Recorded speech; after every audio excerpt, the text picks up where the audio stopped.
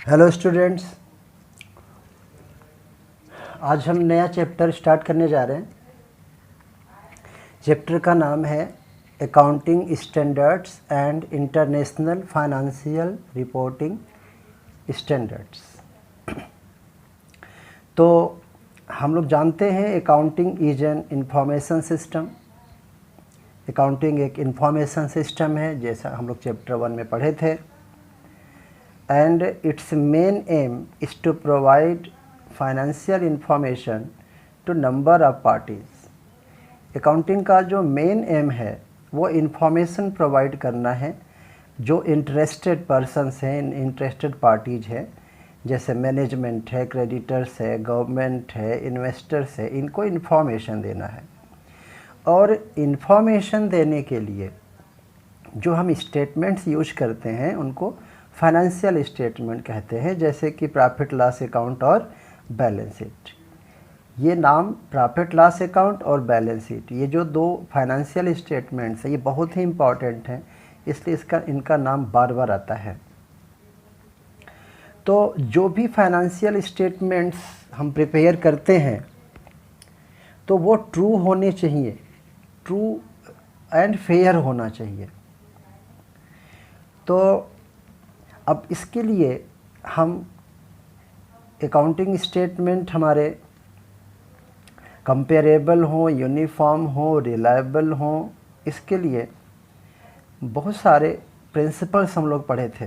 Accounting principles, gap, generally accepted accounting principles, जिसमें कि rules बताए गए हैं कि, लेकिन वो जनरल रूल हैं। अकाउंटिंग प्रिंसिपल्स क्या है? रूल हैं, वो जनरल रूल हैं। लेकिन यहाँ पे हमें पढ़ना है स्पेसिफिक रूल। अकाउंटिंग स्टैंडर्ड्स क्या हैं? ये भी रूल ही हैं, बट ये स्पेसिफिक हैं। ये पर्टिकुलर आइटम को कैसे ट्रीट करना है अकाउंटिंग में, ये बताते हैं। तो अकाउंटिंग स्टैंडर्ड्स की जो मीनिंग है वो हम पहले देखते हैं। Accounting standards refer to written statements. Accounting standards क्या है? रिटन स्टेटमेंट्स है, issued by institution of accounting professionals. Accounting professional के इंस्टीट्यूशंस होते हैं, या हम प्रोफेशनल बॉडी कह सकते हैं। अकाउंटिंग का प्रोफेशनल बॉडी जैसे अपने कंट्री में है Institute of Chartered Accountants of India, institute of cost and works accountants of India, ये हमारे कंट्री में इंस्टीट्यूशंस हैं। तो अभी हम लोग फाइनेंशियल अकाउंटिंग पढ़ रहे हैं। तो फाइनेंशियल अकाउंटिंग के जो स्टैंडर्ड्स मीन्स रूल हुए, स्पेसिफिक रूल, वो इशू किए जाते हैं institute of Chartered Accountants of India करता है उसको। और भी अदर कंट्रीज़ में, अलग अलग कंट्रीज़ में अलग अलग इंस्टीट्यूशंस हैं, प्रोफेशनल बॉडीज़ हैं अकाउंटिंग के। जैसे अमेरिका में है AICPA, American Institute of Certified Public Accountants. उसी तरह हमारे इंडिया में है Institute of Chartered Accountants of India. तो ये इंस्टीट्यूशंस अपने गाइडलाइन देते हैं। Statement, written statement means guidelines कह सकते हैं हम, स्पेसिफिक रूल कह सकते हैं। तो यहाँ पे एक चीज़ आपको समझना ज़रूरी है कि जो प्रिंसिपल्स होते हैं वो भी रूल हैं, और अकाउंटिंग स्टैंडर्ड्स भी रूल के ही तरह हैं। लेकिन जो प्रिंसिपल्स हैं वो जनरल रूल होते हैं, और जो अकाउंटिंग स्टैंडर्ड्स है ये स्पेसिफिक रूल होते हैं। ये पर्टिकुलर अकाउंटिंग आइटम को कैसे ट्रीट करना वो बताते हैं। तो डिफिनीशन को फिर से पढ़ते हैं। Accounting standards refer to written statements issued by institution of accounting professional specifying uniform rules. जैसा कि बताया, ये भी रूल्स होते हैं। ये यूनिफॉर्म रूल मतलब सारे अकाउंटेंट एक ही रूल फॉलो करें किसी पर्टिकुलर आइटम से related. And practices for drawing financial statements. तो अकाउंटिंग स्टैंडर्ड्स क्या हैं? फाइनेंशियल स्टेटमेंट्स प्रिपेयर करने के लिए यूनिफॉर्म रूल्स एंड प्रैक्टिसेस जो कि अकाउंटिंग प्रोफेशनल के इंस्टीट्यूशंस के द्वारा इशू किए जाते हैं। एक राइटर हैं कोहलर जिनका नाम है, उन्होंने भी डेफिनेशन दिया है अकाउंटिंग स्टैंडर्ड का, देख लेते हैं। कोड ऑफ कंडक्ट, इन्होंने कोहलर ने बताया कि अकाउंटिंग स्टैंडर्ड्स क्या हैं? Code of conduct. Conduct means क्या? Deed, action, activity. तो किसी पर्टिकुलर एक्टिविटी को या किसी पर्टिकुलर अकाउंटिंग आइटम को किस तरह से ट्रीट करना है, उसका कोड है, फिक्स है कि आपको उसी तरह करना है। इम्पोज्ड ऑन अकाउंटेंट, जो अकाउंटेंट्स के ऊपर वो थोपा जाता है कि आपको ऐसे करना है। कौन करता है ये? कौन इम्पोज करता है अकाउंटेंट पे ये code of conduct? Custom, law, professional body. Professional body जैसे बताया institute of Chartered Accountants of India. Law है, हर कंट्री के अपना अपना लॉ होता है बिजनेस से रिलेटेड। कस्टम, कस्टम है जो ट्रेडिशन है, परंपरा है, रिवाज है, उससे।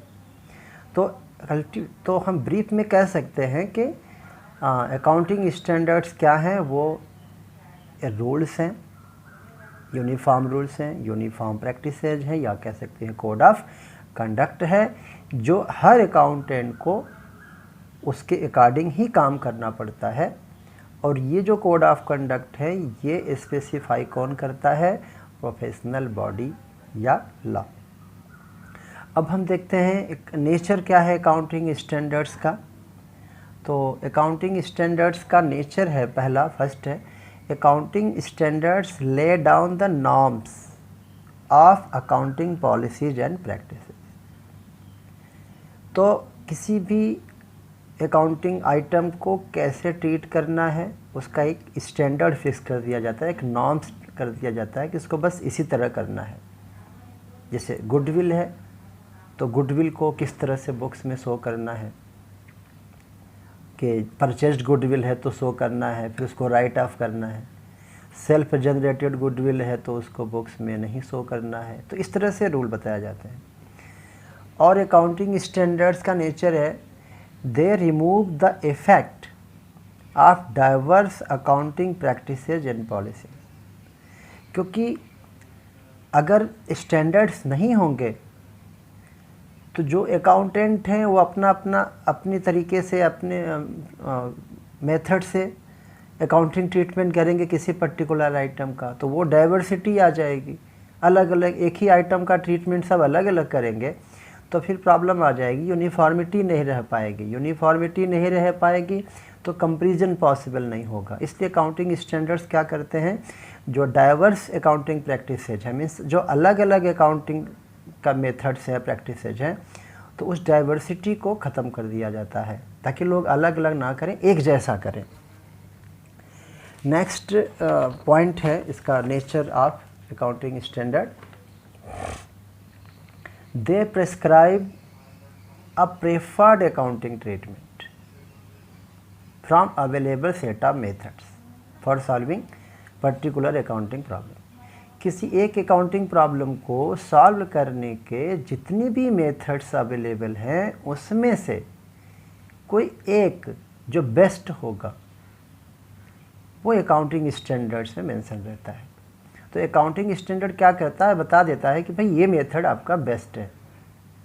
ठीक है, कई मेथड्स हैं लेकिन ये मेथड बेस्ट है, आपको इसी मेथड से अकाउंटिंग ट्रीटमेंट करना है किसी पर्टिकुलर आइटम का। बार बार बताएंगे कि अकाउंटिंग स्टैंडर्ड स्पेसिफिक रूल होते हैं, मीन्स किसी पर्टिकुलर आइटम को लेके बताया जाता है। अलग अलग आइटम्स के लिए अलग अलग रूल बताए गए हैं अकाउंटिंग स्टैंडर्ड्स में, जबकि प्रिंसिपल में वो जनरल रूल होते हैं, वो अलग चीज़ है।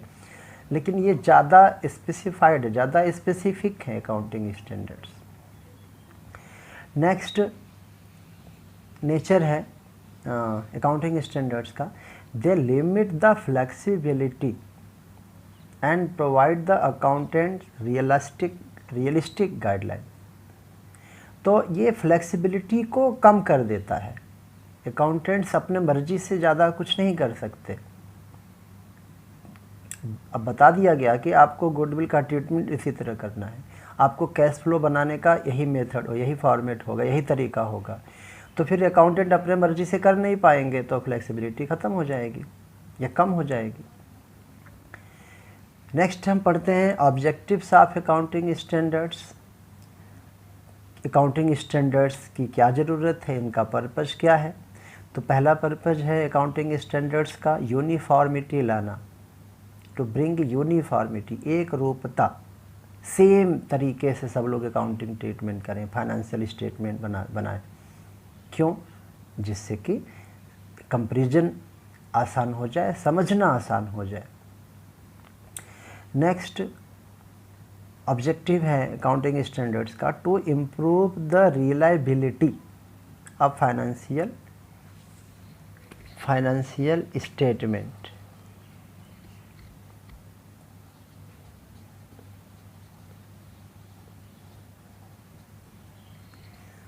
तो ऑब्जेक्टिव, नेक्स्ट ऑब्जेक्टिव है, सेकंड ऑब्जेक्टिव अकाउंटिंग स्टैंडर्ड्स का रिलायबिलिटी को इम्प्रूव करना।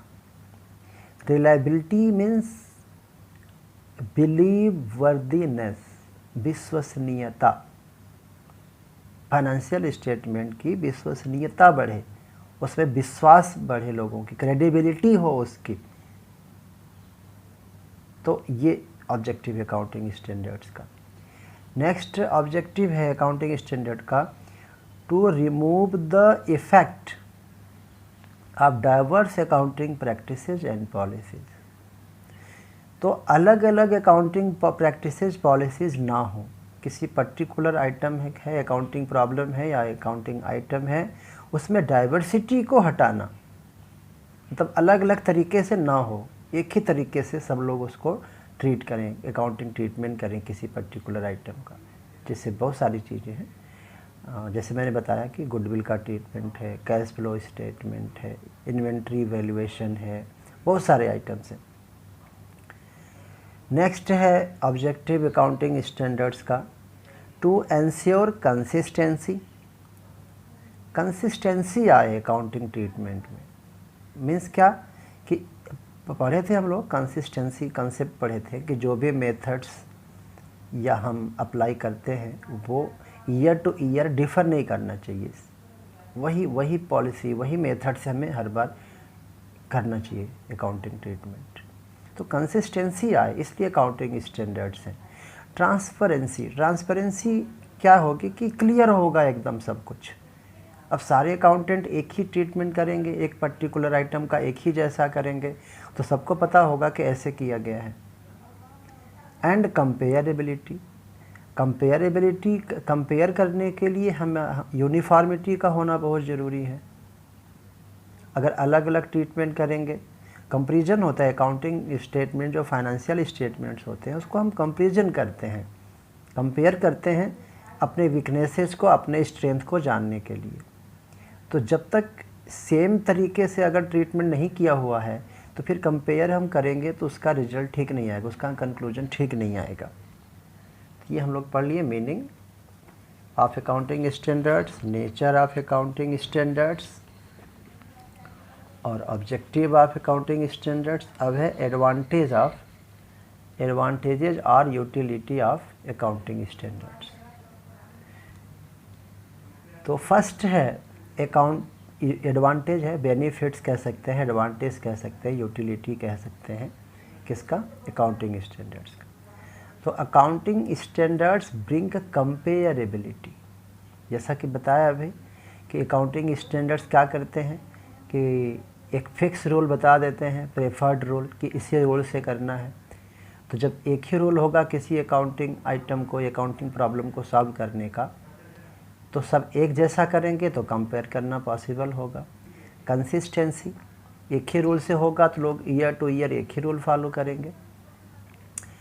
नेक्स्ट एडवांटेज है अकाउंटिंग स्टैंडर्ड्स का improve reliability of financial statements. Financial statements की रिलायबिलिटी आती है, क्रेडिबिलिटी आती है, लोगों का विश्वास बढ़ता है, भरोसा होता है अकाउंटिंग डेटा पे लोगों को अकाउंटिंग स्टैंडर्ड्स की वजह से।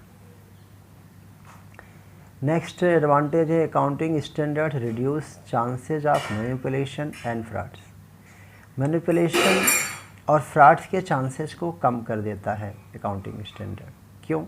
क्योंकि पहले से पता है कि इस आइटम का अकाउंटिंग इस तरह करनी है, तो आप दूसरे तरह से करोगे ही नहीं, तो आपको मैनिपुलेट करने के चांस कम हो जाएंगे, फ्रॉड के चांसेस कम हो जाएंगे। नेक्स्ट एडवांटेज है अकाउंटिंग स्टैंडर्ड्स का accounting standards are helpful to auditors. Auditors होते हैं जो लोग बुक्स ऑफ अकाउंट्स को एग्जामिन करते हैं, चेक करते हैं बुक्स ऑफ अकाउंट्स को। तो अब ऑडिटर्स को पता है कि इसी तरीके से इस पर्टिकुलर आइटम का अकाउंटिंग करनी है।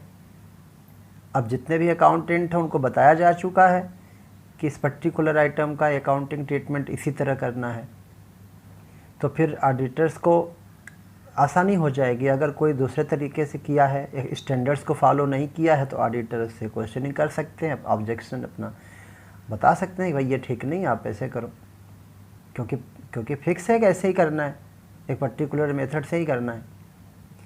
नेक्स्ट एडवांटेज क्या है, accounting standards make the financial statement meaningful and understandable. क्योंकि अकाउंटिंग स्टैंडर्ड्स क्या बताते हैं कि इस पर्टिकुलर अकाउंटिंग आइटम का ट्रीटमेंट इसी पर्टिकुलर तरीके से करना है, तो आसानी सब लोग समझ जाएंगे और वो मीनिंगफुल भी होगा।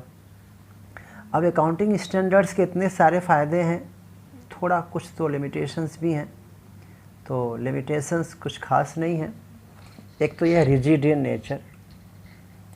अब आपको बता दिया गया कि नहीं, आपको अकाउंटिंग ट्रीटमेंट एग्जैक्टली इसी तरह करना है, थोड़ा रिजिडिटी आती है, आप उसमें कुछ अपने क्रिएटिविटी नहीं ला सकते हैं उसमें।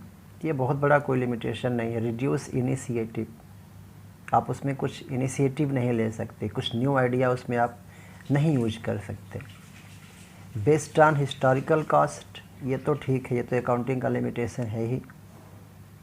Obstruct the judgement of auditors, auditors को जजमेंट करने में कुछ थोड़ी बहुत दिक्कतें आ सकती हैं। तो ये हो गया लिमिटेशंस, कुछ खास नहीं है अकाउंटिंग स्टैंडर्ड्स के, बेनिफिट्स ही हैं। क्योंकि अल्टीमेटली किसी चीज़ में दुनिया में ऐसी कोई चीज़ नहीं जिसके लिमिटेशंस ना हो। तो अगर इतने सारे एडवांटेजेस हैं तो थोड़ी बहुत लिमिटेशन वो हम मैनेज कर सकते हैं। तो ये हो गया आपका आज का, बस इतना ही। फिर बाकी नेक्स्ट वीडियो में।